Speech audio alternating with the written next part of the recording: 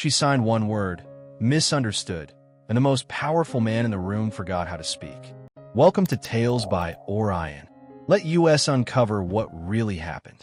The polished brass plaque on the mahogany door of the Grandeur Metropolitan's executive lounge gleamed with an air of discreet exclusivity, a silent declaration that only the privileged few were permitted beyond its hallowed threshold.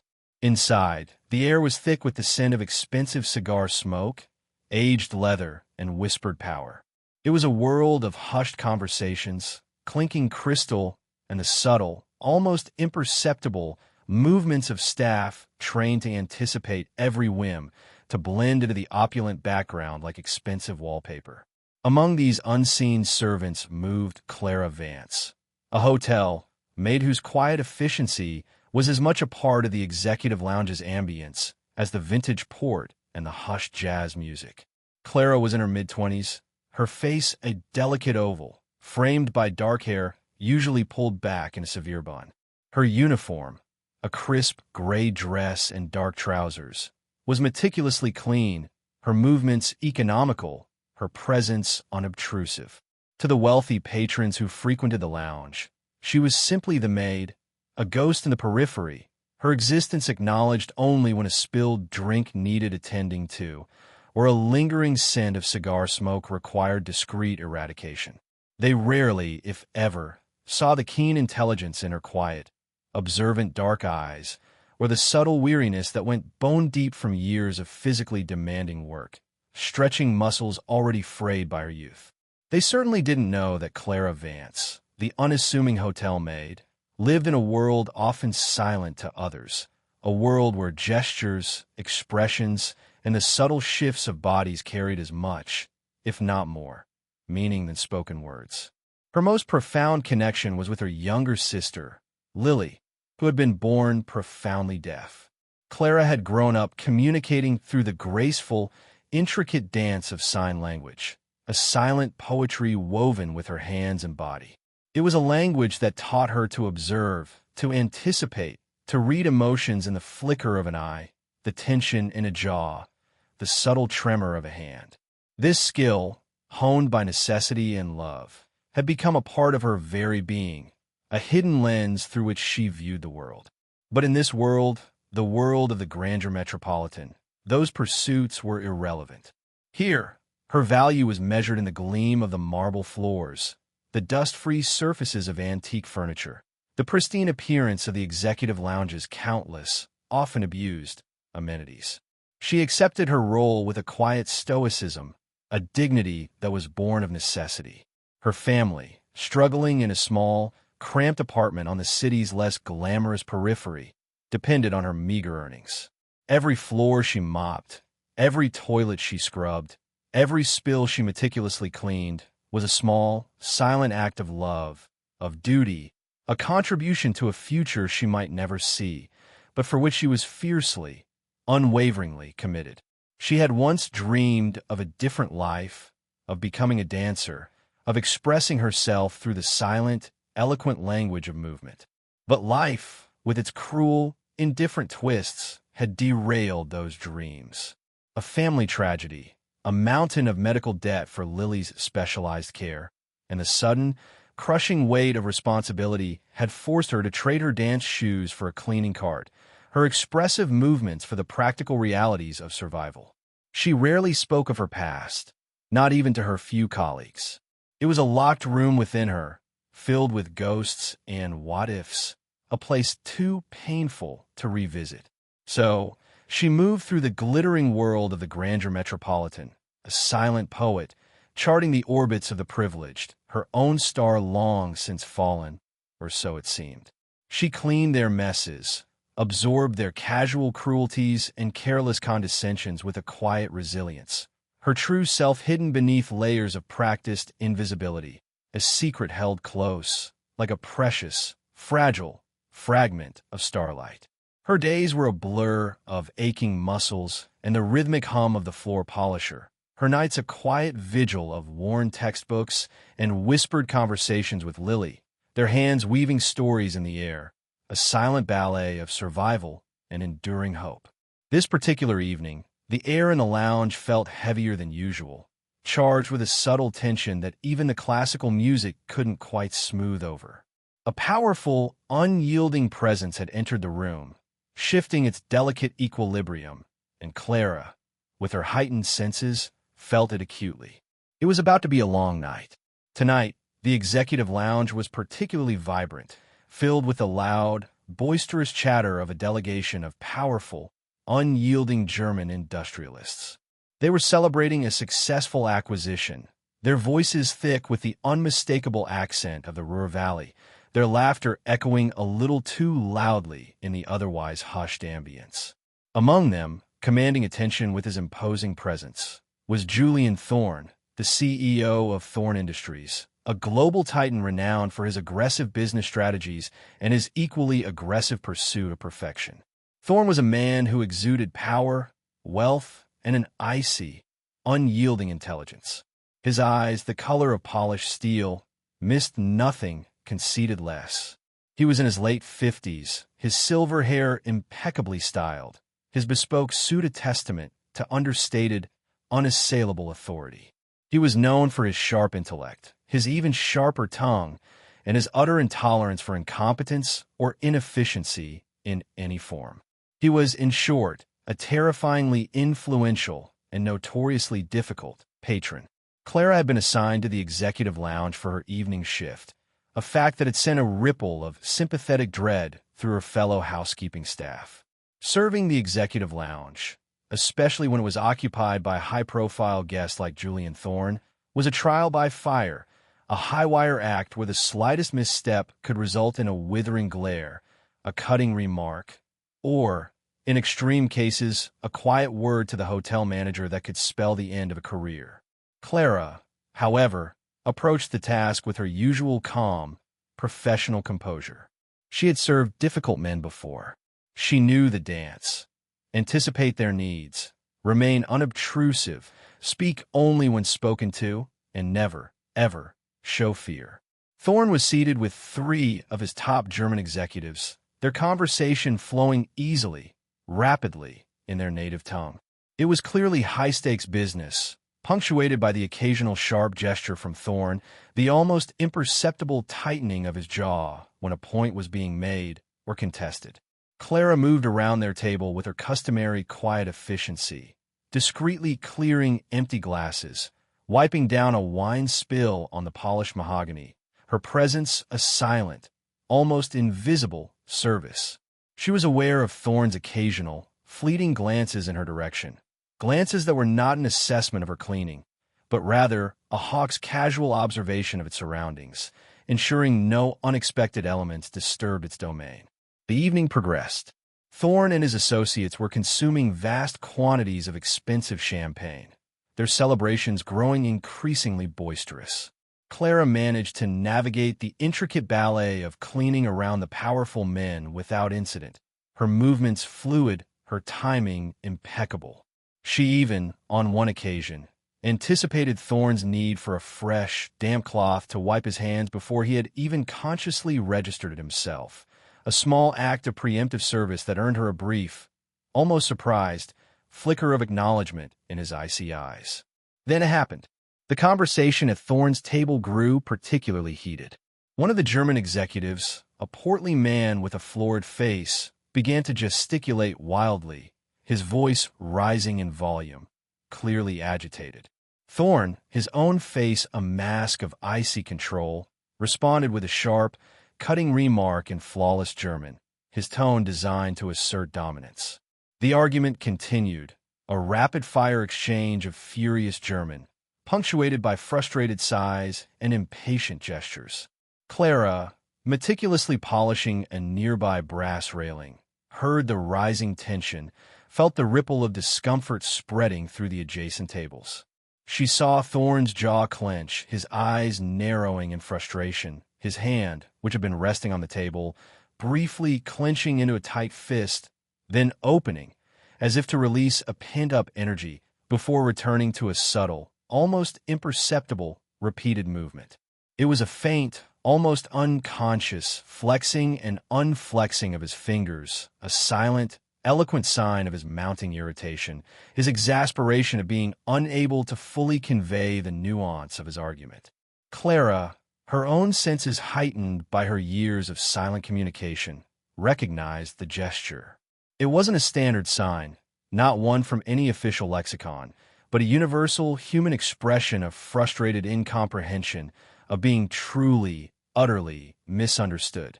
She felt a pang of empathy, a flicker of recognition for the struggle to bridge an impossible communication gap. Her mind, as it often did, instinctively translated the raw emotion into the fluid, silent language of her hands. Without conscious thought, almost as an internal, sympathetic reflex, her own right hand, hidden mostly behind the brass railing she was polishing, briefly, almost imperceptibly moved. Her fingers, with a delicate, precise grace, formed the single sign for misunderstood, a nuanced gesture that conveyed not just the simple word, but the deep, aching frustration of its meaning, a silent echo of the struggle she felt so profoundly in her own life. It was a private gesture, a release of her own empathetic tension, meant for no one but herself.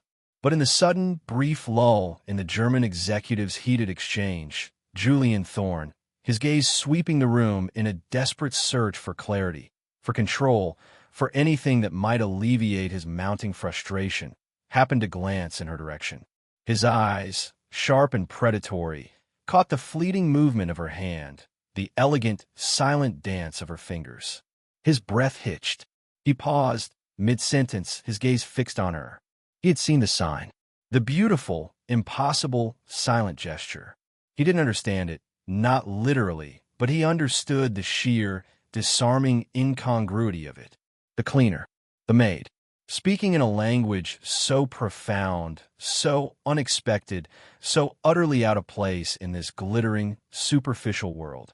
His initial icy displeasure at his German delegate's lack of comprehension and his own frustrated attempts to bridge the gap vanished, replaced by a shock so profound it momentarily stole his breath.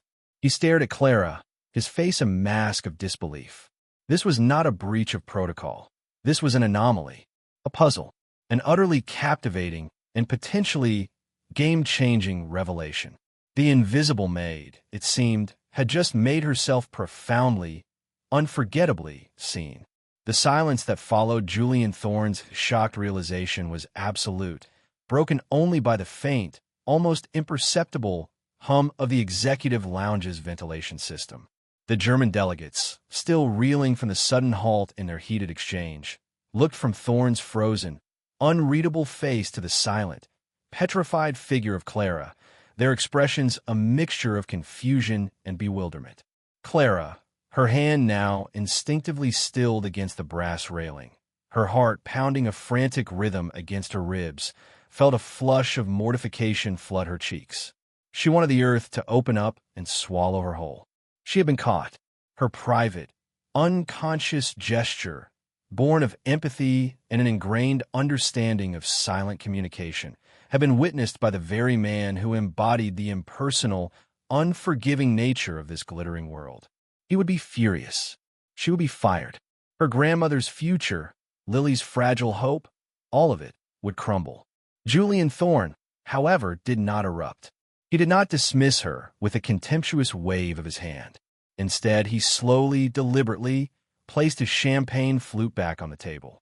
His gaze remained fixed on Clara, his steel-gray eyes unblinking, probing, as if he were trying to dissect her very soul, to understand the impossible phenomenon he had just witnessed.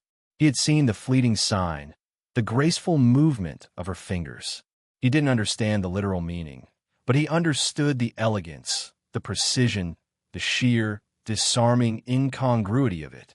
The cleaner, the maid, communicating in a silent language of profound depth, a language he had never before encountered in the sterile, spoken-word world of high finance. "Waitress," Thorne said, his voice dangerously soft, each word enunciated with a slow, deliberate precision that chilled Clara to the bone. He had called her cleaner before. Now waitress, a subtle, almost imperceptible shift in her designation, yet laden with a deliberate, patronizing air. "Step forward." Clara hesitated for a fraction of a second. Then, compelled by an invisible force, she walked slowly towards his table, her movements stiff, wooden, her heart hammering against her ribs. She stopped beside his chair, her gaze fixed on the polished mahogany of the table, unable to meet his formidable eyes. "That gesture you just made," Thorne continued, his voice a low, resonant purr that seemed to vibrate in the opulent silence. "That silent communication. What was its meaning? What were you attempting to convey?" Clara's throat felt tight, constricted by fear. She wanted to deny it, to pretend she had merely been adjusting her uniform, anything to escape this terrifying public interrogation. But the unwavering intensity of his gaze, the chilling certainty in his voice, told her that denial was futile. He had seen. He knew. It was nothing, sir," she stammered, her voice barely a whisper, a desperate attempt to retreat into her customary invisibility. "Just a habit, a private movement." Thorne's lips curved into a small, almost imperceptible smile, a smile that sent a shiver down her spine.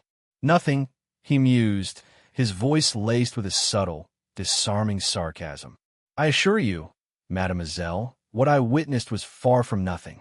It was a silent ballet, a language, and I am a man who appreciates languages, especially those that are unexpected, and perhaps particularly eloquent." He paused, his gaze intensifying. "So, tell me, waitress, what was the meaning of your silent ballet?" The German delegates, now deeply intrigued, leaned forward, their eyes darting between their host and the trembling maid. Monsieur Dubois, the hotel manager, had finally rushed over, his face a mask of horrified apology, his hands fluttering in a desperate attempt to interject. "Monsieur Thorne, 1,000 apologies.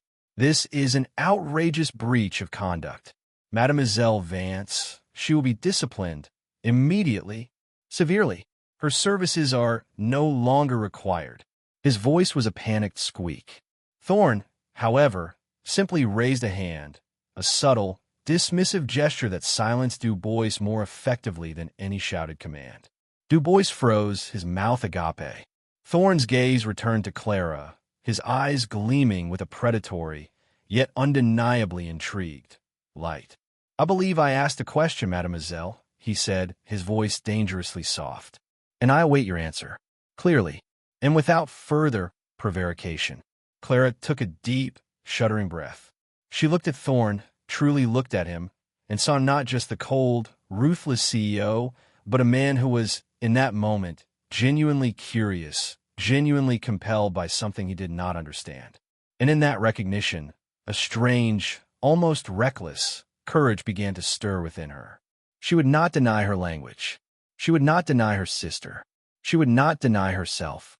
"The sign, Mr. Thorne," Clara said, her voice quiet but firm, gaining strength with each word. It meant, misunderstood. It is a common sign in American Sign Language. It expresses not just a lack of comprehension, but the frustration, the isolation of being truly unheard. She paused, her gaze unwavering. "And I believe, sir," she added, her voice imbued with a quiet, devastating truth, "that in that moment, you yourself were feeling profoundly misunderstood. Were you not?" The words hung in the air, shattering the carefully constructed facade of Thorne's impervious control, exposing a raw, vulnerable nerve. He stared at her, his initial shock now replaced by a dawning, horrified comprehension. He had indeed felt profoundly misunderstood, enraged by his delegate's inability to grasp the nuance of his argument. And this humble maid, this invisible cleaner had seen it, had understood it, had articulated it, not with words, but with a silent, elegant gesture. A low growl rumbled in Thorne's chest, a sound of fury, yes, but also of a strange, almost overwhelming, intellectual astonishment. He had been mocked, challenged, dissected by a maid. You have audacious impertinence, girl," Thorne whispered, his voice dangerously soft, yet filled with a chilling, undeniable admiration. He leaned back in his chair, his gaze fixed on Clara. Tell me, Mademoiselle Vance, aside from your rather impressive linguistic abilities and your clear talent for psychological dissection, what other hidden talents might you possess? The question, so unexpected, so out of place, so utterly bizarre in the context of her imminent dismissal, left Clara speechless, her mind reeling, her heart pounding with a new, unfamiliar, and deeply unsettling mixture of fear and a dawning, incredulous hope. Julian Thorne, it seemed, was not yet finished with her, and his interest, Clara suspected, went far beyond her proficiency in American Sign Language. The opulent executive lounge remained suspended in a breathless silence, every eye fixed on the bizarre, mesmerizing drama unfolding at Julian Thorne's table. Thomas Mueller, the German executive who had precipitated the original argument, now looked utterly bewildered, his earlier boisterousness replaced by a stunned, almost fearful fascination. Mr. Du Bois, the manager, still stood frozen, his hands still poised to remove Clara, his face a mask of horrified confusion. Julian Thorne, however, seemed to have forgotten them all. His glacial eyes remained fixed on Clara, his expression a complex blend of irritation, amusement, and a profound, undeniable, intellectual curiosity. Aside from your rather impressive linguistic abilities and your clear talent for psychological dissection, what other hidden talents might you possess? His question hung in the air, a silken snare, an invitation to a game Clara hadn't known she was playing, a game whose stakes were suddenly, terrifyingly real. Clara's mind raced, struggling to decipher the billionaire's true intent. Was this a test, a trap, or a genuine, if utterly unconventional, offer of something more? She thought of her years of silent struggle, of her dreams, deferred, forgotten, buried under layers of dust and despair. She thought of Lily, of her sister's boundless spirit, her unwavering joy in the simple, silent language of their hands. She thought of her dance, her passion, her desire to express the unseen, the unspoken, through the eloquent poetry of movement. These were her hidden talents, her true self, so utterly at odds with her current reality. But how could she articulate them to a man like Thorne? How could she explain the profound, almost spiritual, connection between her soul and the silent language of movement to a man who measured worth in numbers and power? Yet, the thought of retreating, of returning to the crushing anonymity of her life as a cleaner, now seemed unbearable. He had seen her, truly seen her, in a way no one else had dared. And in that recognition, a fierce, almost reckless, courage began to stir within her. "Mr. Thorne," Clara began, her voice quiet but firm, gaining strength with each word, "my talents, they are not conventional, as you have surmised. They are rooted in observation, in empathy, in understanding the nuances of communication that lie beyond words, in silent expression." Thorne's lips curved into that enigmatic smile. "Silent expression, Mademoiselle Vance? You are referring to pantomime, to theatrical performance?" His tone was laced with a subtle sarcasm, a test, a probe. Clara met his gaze, her own dark eyes holding a new, quiet fire. "No, sir. I am referring to dance, to the language of the body, to the art of conveying emotion, meaning, story without a single spoken word." The declaration, so bold, so utterly unexpected, landed with the force of a small explosion in the hushed elegance of the executive lounge. The German delegates, who had finally started to relax, once again froze, their faces a mixture of bewilderment and polite horror. Monsieur Du Bois, the manager, let out a small, strangled gasp, convinced that his most distinguished patron was about to witness a full-blown mental breakdown from one of his staff. Thorne, however, did not scoff. He did not dismiss. Instead, his eyes narrowed, his gaze intensifying, a flicker of genuine intrigue, perhaps even awe, replacing his earlier cynicism. He was a man who appreciated precision, who understood the power of nonverbal communication in the boardroom, the subtle cues that betrayed hidden intentions. The idea of an entire language, an entire art form, built on such principles, was compelling. Dance? Thorn mused, his voice a low purr. Interesting. You imply that you can convey complex ideas, profound emotions, through mere movement. Clara nodded, her chin held high. I believe that the most profound truths often reside beyond the reach of words, Mr. Thorn. They are felt. They are expressed. They are understood in silence. Thorn leaned back in his chair, his fingers steepled before him, his gaze never leaving her face. He was assessing her, weighing her words, her conviction. He was intrigued, more than intrigued. He was, to his own surprise, almost captivated. And you believe, Mademoiselle Vance, Thorn said, his voice dropping to an almost conspiratorial whisper, that this talent of yours, this silent expression, might be of some value to me, to my organization, in a world driven by facts, by figures, by the spoken word. Clara met his gaze, her own dark eyes holding a flicker of quiet defiance, of unwavering belief. Mr. Thorn, she said, her voice clear, resolute, my life, my language has taught me to see the unspoken, to understand the unheard, to bridge gaps where words fail.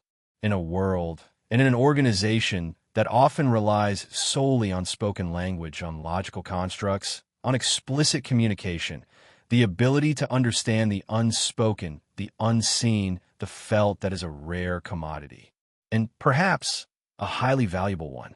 Thorn stared at her, his expression unreadable. He thought of his own world, of the hidden resentments, the unspoken anxieties, the subtle power dynamics that shaped corporate decisions, the often unacknowledged emotional currents that ran beneath the polished surface of his empire. He thought of the times his own ruthlessness, his own reliance on blunt, spoken commands, had created rifts, had alienated allies, had left unaddressed the subtle nuances of human interaction. Could this young woman, this quiet maid, truly possess a key to unlocking those hidden layers? Could her silent expression offer a path to understanding the profound, often unarticulated truths that govern human behavior? The question was absurd. It was outlandish. It was utterly, profoundly intriguing. A bold claim, Mademoiselle Vance, Thorn said, his voice a low rumble. A truly audacious one. He paused, then a slow, predatory, yet undeniably admiring smile spread across his face. Very well. Consider me intrigued, highly intrigued. He looked at Mr. Du Bois, who was still standing rigid with shock. Du Bois, he commanded, his voice sharp, cutting through the manager's stunned silence. Mademoiselle Vance will not be disciplined. On the contrary, she will be promoted, effective immediately. Du Bois gasped. The German delegates exchanged bewildered glances. Promoted? Du Bois stammered, his voice incredulous. To what, Monsieur Thorn? To a new cleaning supervisor. Thorn's smile widened, a wolfish gleam in his icy eyes. No, Du Bois, not a supervisor. I believe, in fact, that Mademoiselle Vance requires a new title, a new role, a new challenge that truly leverages her unique talents. I believe she will be joining my personal staff as my executive assistant for strategic communications, a role that will, I assure you, require a profound understanding of both the spoken and the unspoken word. She starts tomorrow morning, and if she fails, Du Bois, if her silent expression proves to be mere parlor tricks, then I assure you, your concerns about her conduct will be the least of your worries. He looked at Clara, his gaze unwavering, a silent challenge in his eyes. Well, Mademoiselle Vance, are you up to the challenge? Or does your silent expression falter when confronted with the true demands of power? Clara met his gaze, her own dark eyes burning with a fierce, quiet fire.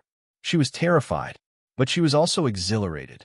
This was it, the chance, the dangerous, improbable, terrifying, and utterly irresistible chance to reclaim her life, to use her hidden talents, not just for survival, but for a purpose, for a transformation that would defy all expectations.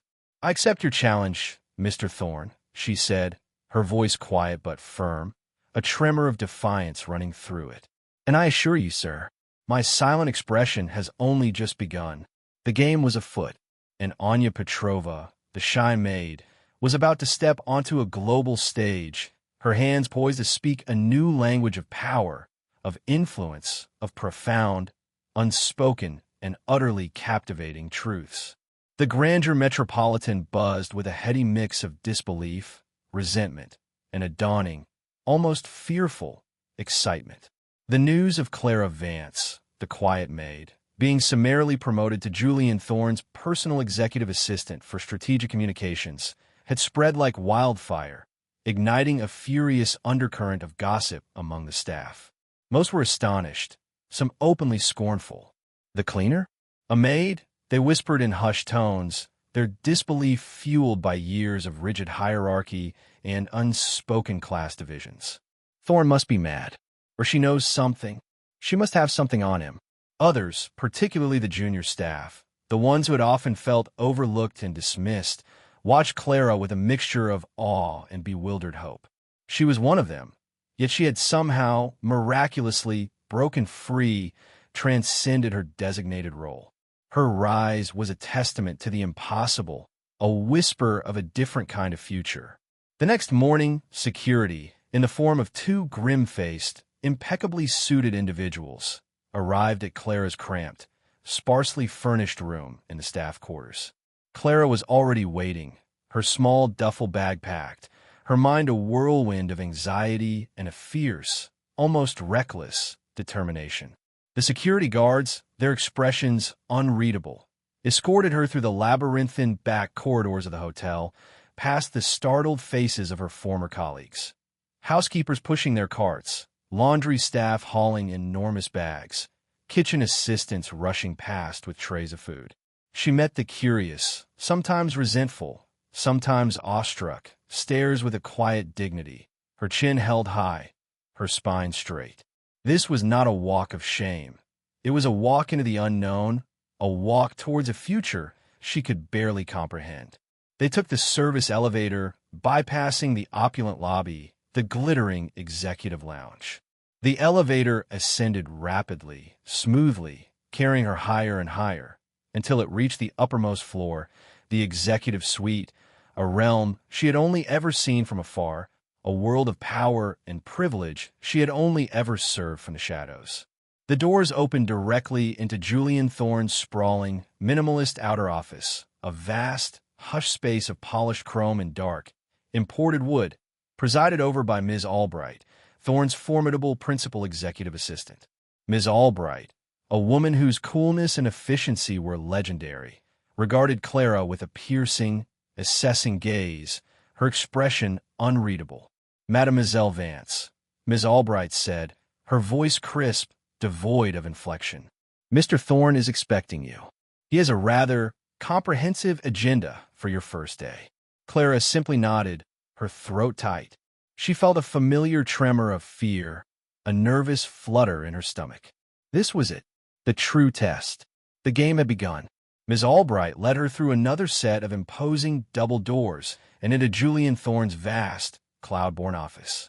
Thorne was standing by his monumental desk, gazing out at the panoramic view of the city sprawling below, a concrete and glass testament to his sprawling empire. He turned as they entered, his steel-gray eyes fixing on Clara, sharp, analytical, missing nothing. "Mademoiselle Vance," Thorne said, his voice a low, resonant purr. "Welcome, or perhaps, welcome to the lion's den, would be more appropriate." He gestured towards a sleek, uncomfortable-looking leather chair opposite his desk. "Do sit. We have much to discuss, starting with your new responsibilities." Clara sat, her posture erect, her hands clasped tightly in her lap. She felt like a small, insignificant figure in a vast, intimidating landscape. Thorne, in turn, began to outline her duties, his voice precise, meticulous, his words painting a picture of a role that was both immensely powerful and terrifyingly demanding. She would be his liaison with key international stakeholders, his interpreter in highly sensitive, nuanced negotiations where unspoken cues were as crucial as spoken words.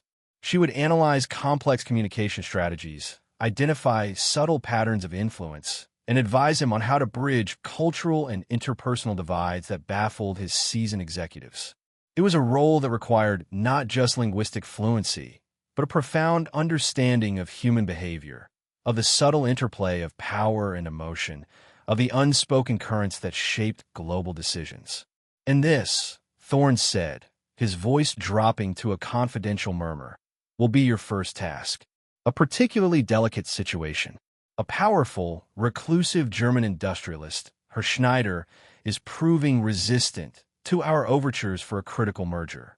He is a man of old-world values, of deep-seated distrust, and he relies heavily on intuition, on unspoken signals. Our usual channels of communication have failed. He considers our proposals crude, insincere. He believes we are speaking one language, and he is hearing another. He paused, his gaze unwavering. Your mission, Mademoiselle Vance, is to bridge that gap, to find his language, to translate the unspoken, to convince him, without a single spoken word of negotiation. Thorne placed a thick file on the desk between them. It was a monumental challenge, a task that would have daunted even his most experienced, most ruthless negotiators. And he was entrusting it to a former hotel maid, a young woman whose primary qualification, in the eyes of the world, was her ability to make beds and polish brass.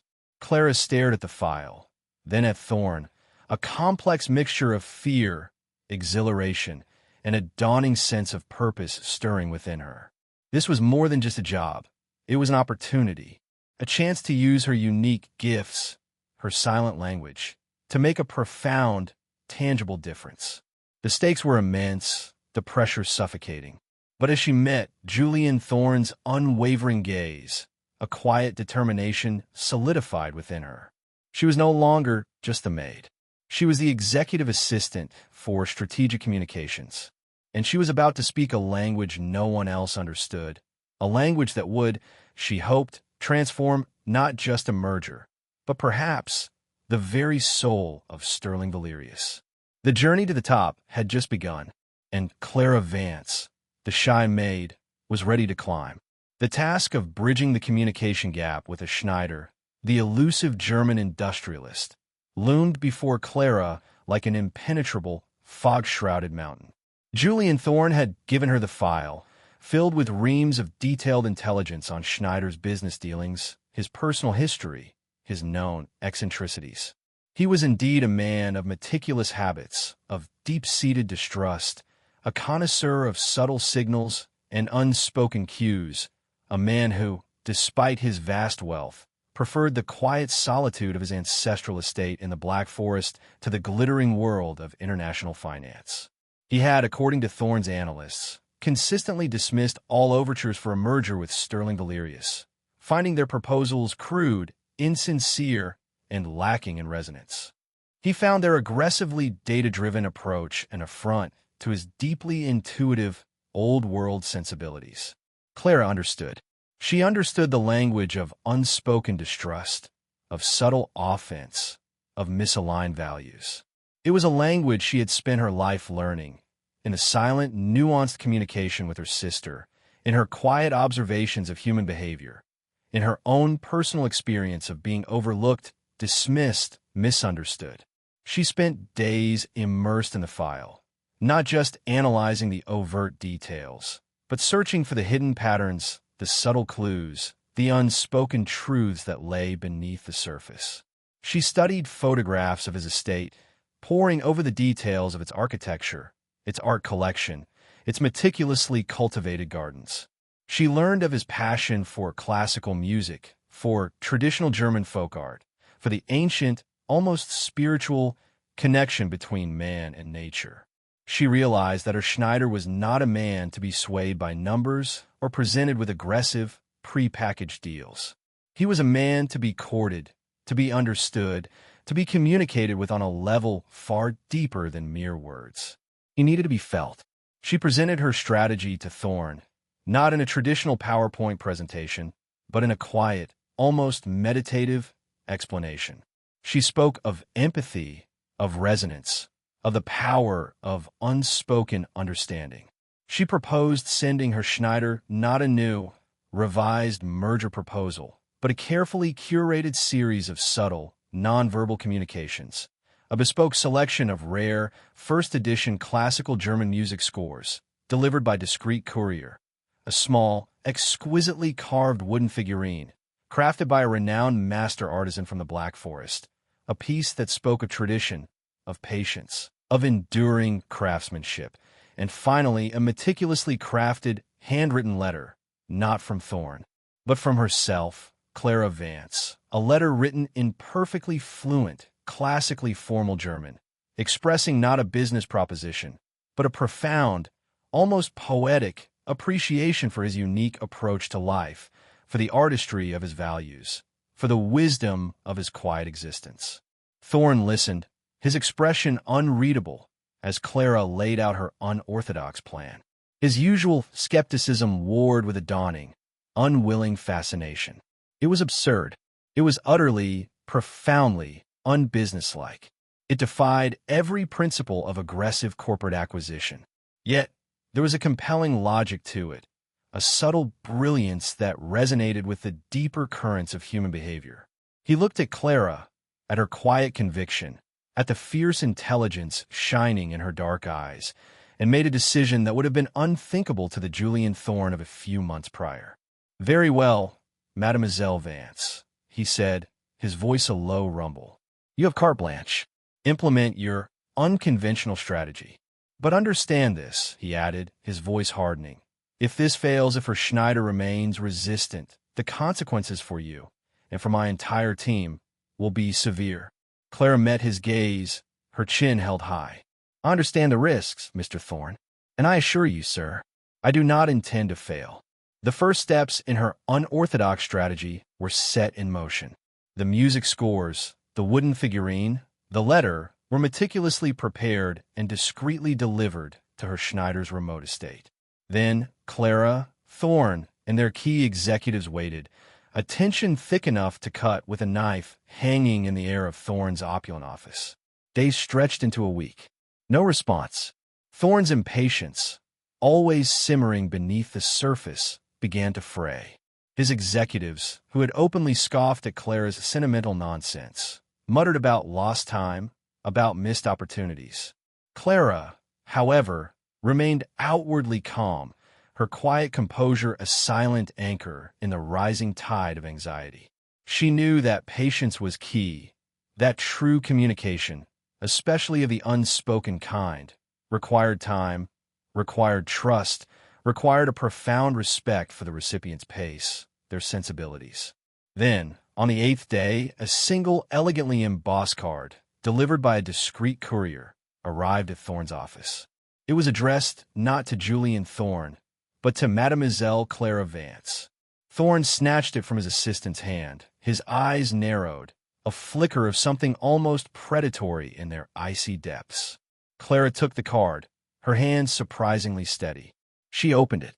Inside, there was a single, handwritten sentence in flowing, elegant German script.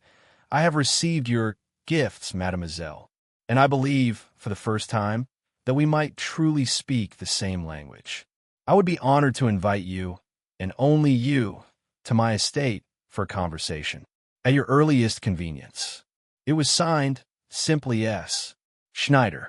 He had responded, not to Thorne's power, not to his proposals, but to Clara's unspoken empathy, to her silent communication, to her profound understanding of the language of the human heart. Thorne stared at the card, then at Clara, his face a mask of stunned disbelief, his usual arrogance replaced by a profound, humbling realization. This shy maid, this quiet woman, had achieved what his entire, powerful organization could not. She had found the language, and in doing so, she had opened a door that had seemed irrevocably closed, not just for a merger, but perhaps for the very soul of his formidable, yet profoundly cynical, empire. The silent understanding between Clara Vance and her Schneider, forged not in words, but in gestures of respect and empathy, marked a watershed moment for Julian Thorne and Sterling Valerius. Herr Schneider's invitation, extended solely to Clara, sent ripples of astonishment, followed by waves of envy and speculation through Thorne's executive ranks. The maid was now not just an executive assistant. She was an indispensable, almost mythical figure, a whisper of a new kind of power, a power rooted in intuition and human connection rather than brute force and financial might. Thorne, suppressing his own formidable impatience, allowed Clara to travel alone to Herr Schneider's remote Black Forest estate, understanding instinctively that her unique method of communication required an environment free from external pressures, from his usual, overwhelming presence. Clara, armed only with her innate empathy, her keen observational skills, and a carefully chosen, small gift, a rare edition of a beloved German philosopher's collected works, its pages filled with elegant, hand-drawn annotations in a subtle, almost invisible script that only a true connoisseur would appreciate, embarked on her mission. She spent 2 days at Herr Schneider's estate. The details of their conversations remained private, shrouded in the discreet veil of their shared understanding. Clara spoke little, allowing Herr Schneider to lead, listening not just to his words, but to the subtle shifts in his posture, the nuanced expressions in his eyes, the unspoken currents of his deeply held values. She observed his meticulously ordered world, his profound connection to nature, his quiet disdain for the superficiality of modern life. She played chess with him, not with the ruthless aggression of Thorne, but with a quiet, patient strategy that mirrored his own methodical thinking. She spoke of her own journey, of her appreciation for silent languages, for hidden beauty, for the power of profound, unspoken truths. And in that shared space of quiet understanding, the two very different individuals, the old German industrialist and the young hotel maid, forged a connection that transcended corporate strategy, that touched upon something deeper, more human. When Clara returned, she brought no signed contracts, no definitive merger agreements.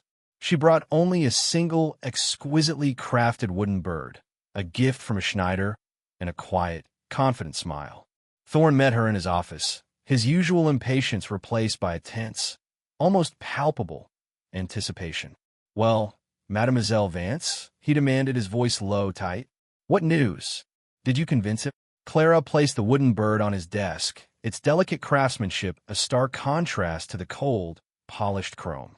"Herr Schneider is not a man to be convinced by conventional means, Mr. Thorne," she replied, her voice calm, steady. "But I believe he has chosen to engage. He perceives Sterling Valerius, now, as a potential partner.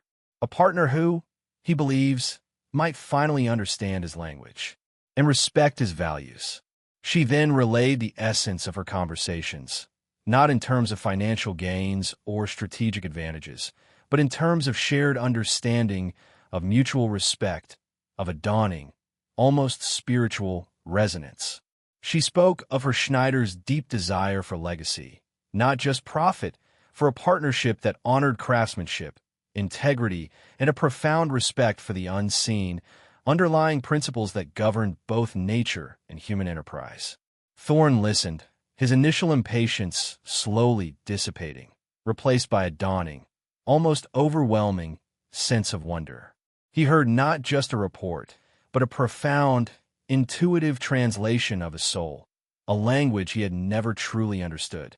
He saw the potential, not just for a lucrative merger, but for a transformative alliance, a joining of forces that could redefine his entire empire, injecting it with a sense of purpose, of humanity, that had long been absent. "And the merger, Mademoiselle Vance?" Thorne asked, his voice almost a whisper. "Did he agree to the terms?" Clara smiled faintly. "He suggested, Mr. Thorne, that the terms can now be discussed openly, between partners who truly understand each other. He invited you, and only you, to his estate next month, for a conversation about a different kind of synergy." Thorne stared at the wooden bird, then at Clara, his face a mask of stunned disbelief. He had sent his most aggressive negotiators, his sharpest lawyers, his most persuasive financial analysts. They had all failed, and this quiet young woman, with her silent language and her profound empathy, had succeeded where all his power had been utterly useless. A slow, almost beatific smile spread across Thorne's face. He looked at Clara, his eyes, usually cold and calculating, now filled with a profound, almost humbling awe. He had found not just a translator, but a mentor, a guide, a living testament to the power of a wisdom he had long overlooked, long dismissed.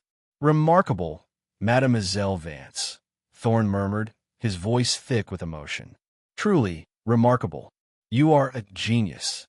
Clara simply met his gaze, her dark eyes holding a flicker of quiet triumph, of a dawning realization that her silent language, her unassuming strength, had not only opened a door to a lucrative merger, but had also begun to pry open the hardened, cynical heart of Julian Thorne himself.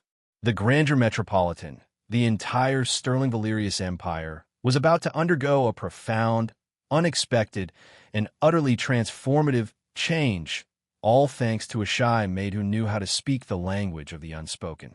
The merger with her Schneider's industrial conglomerate, orchestrated by Clara Vance's unique approach, sent shockwaves through the global financial community. It was not merely a strategic acquisition.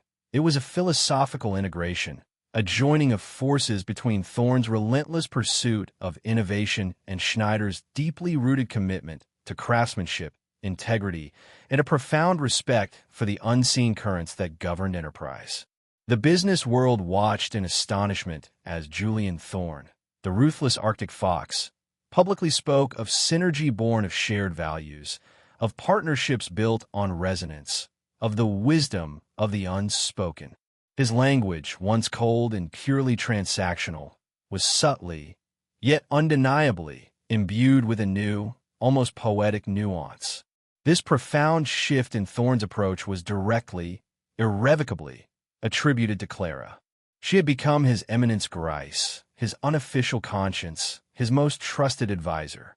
Her office in the Thorne Industries Tower, once just a sterile space, transformed into a hub of unconventional thinking, a quiet sanctuary where decisions were made not just on numbers, but on intuition, on empathy, on the subtle understanding of human dynamics that Clara championed. She still moved with a quiet grace, her voice calm, her presence unobtrusive. But her influence was immense, her authority unquestioned. Executives who had once scoffed at the maid now sought her counsel, listening intently to her insightful observations, her uncanny ability to cut through corporate jargon to the core of an unspoken problem. She became a bridge builder, a mediator, a translator of souls within Thorne's vast, often impersonal, empire. Clara, in turn, never lost her humility. She remained grounded, her heart connected to her roots, to her sister Lily, who now thrived in a specialized school, her world expanding with every new sign, every new word, every new connection. Clara often visited Lily, their hands weaving intricate stories in the air, a silent ballet of love and enduring understanding. She knew that her journey, her extraordinary rise, was not just for herself, but for all the unseen, the unheard, the underestimated. Julian Thorne, under Clara's profound, subtle influence, continued his own transformation. The relentless pursuit of profit, while still present, was now tempered by a new, almost surprising, sense of responsibility, of a desire to build not just wealth but legacy. He established the Clara Vance Institute for Nonverbal Communication and Empathy in Business, a groundbreaking foundation dedicated to researching and promoting the power of unspoken language, of intuitive understanding, of compassionate leadership in corporate and human interactions. It was his way of honoring Clara, of acknowledging her profound impact, of embedding her unique wisdom into the very fabric of his global empire. The Institute, under Clara's guidance, became a beacon of innovation, a hub for scholars, psychologists, and business leaders seeking to understand the deeper currents of human connection. They developed training programs for executives in active listening, in reading nonverbal cues, in fostering empathy in negotiation and management. They championed initiatives for neurodiverse individuals, for those whose unique ways of communicating were often overlooked or dismissed, creating pathways for their talents to be recognized and valued. Thorne himself became a vocal advocate for these principles. Speaking at global conferences, his voice, once cold and precise, now imbued with a new, resonant warmth, a sincerity that surprised even himself. He spoke of the quiet strength of the unheard, of the profound wisdom found in silence, of the transformative power of empathy in a world often driven by noise and brute force. He spoke of Clara, not as an employee, but as his greatest teacher, his most profound catalyst for change. The Grandeur Metropolitan, where Clara's journey had begun, became a shining example of this new philosophy. Its staff, now truly empowered, truly valued, operated with a newfound pride and professionalism. Guest satisfaction soared.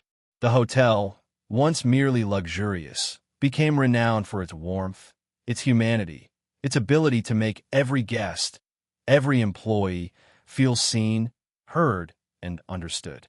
Clara, now a respected leader on a global stage, still made time for the quiet moments, for the simple, profound acts of connection that had defined her life. She would sometimes visit the Grandeur Metropolitan, not in a limousine or a power suit, but discreetly, humbly, walking through the staff entrance, observing, listening, her quiet blue eyes missing nothing. She would seek out the young bellhops, the weary housekeepers, the invisible cleaning staff, and offer a quiet word of encouragement, a subtle gesture of understanding, a silent reminder that their worth was immeasurable, their contributions invaluable, their stories waiting to be heard. And in those moments, among the unseen, the overlooked, the unheard, Clara Vance found her deepest fulfillment, her most profound sense of purpose. She had not just transformed a hotel or an empire.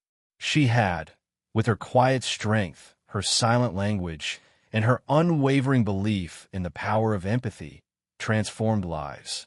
Her own, Julian Thorne's, and countless others whose stars, once lost in the vast, impersonal darkness of the world, were now, finally, beginning to shine. Her story is a testament to the fact that true influence isn't always loud or demanding. Sometimes it is the quiet voice, the unseen gesture, the deep, empathetic understanding that changes everything. And the most profound connections are often forged in the eloquent silence of a hand that signs. I see you. I hear you. I understand.